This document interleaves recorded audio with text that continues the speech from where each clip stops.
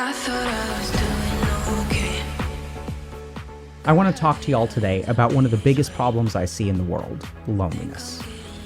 The doomer is an individual who is typically in their 20s and male, although a doomer in the philosophical sense does not need to be either. He or she does, however, need to be someone who feels a sense of aimlessness and loneliness, and is consequently stricken with a deep despair for life.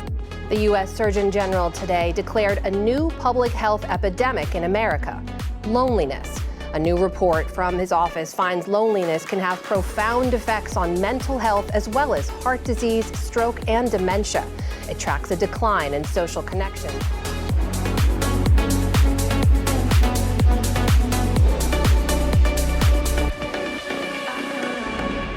For the doomer, life is meaningless, and the world is inevitably doomed by humanity's ignorance, greed, and futility. As a result, the doomer sees little to no reason in engaging in traditional pursuits, and thus retreats from society into apathetic isolation.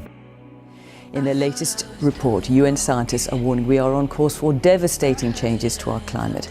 And the head of the UN called out government and business leaders for saying one thing on reducing emissions and doing another. Put simply, he said, they are lying and the results will be catastrophic.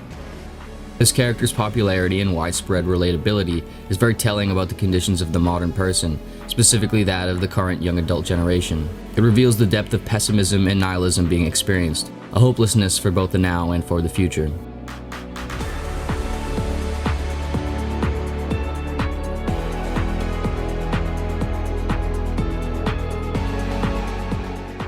An hour later, I'm sitting downstairs in my grandfather's den, and I'm sitting in my dad's lap, and I'm crying so hard, I'm literally choking on my own tears. My chest is getting tight, my ears are burning. With every breath that I could grab, I'm saying, but Dad, why don't you want me? Dad, why don't you love me? Dad, what did I do wrong? I'm sorry. You wanna know what my dad said to me? I'm sorry, son. I'm just too busy. I was only 9 years old.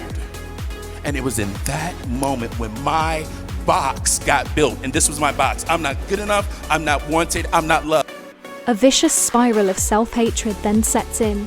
The unloved growing child wonders constantly about their faults. Their parent may be alcoholic, narcissistic, sadistic, or depressed. They may never cook a proper meal or shout intemperately from their bedroom. But none of that matters in the slightest. The parent cannot be envisaged as anything other than substantially impressive.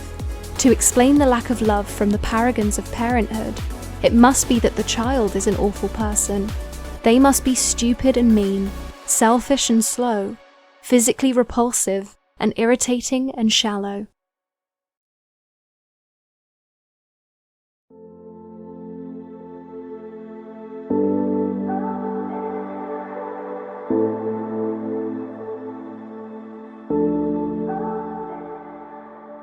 If we square away our life as best we can, accepting the inevitable chaos and suffering, if we obtain the money we can, want, and need to sustain our life, attempting to keep a close eye on our unconscious, irrational desires, and if we live with an interest to create personal meaning and engage in expressive activities, then we can build a life worth living, even in the face of apparent chaos, doom, or futility.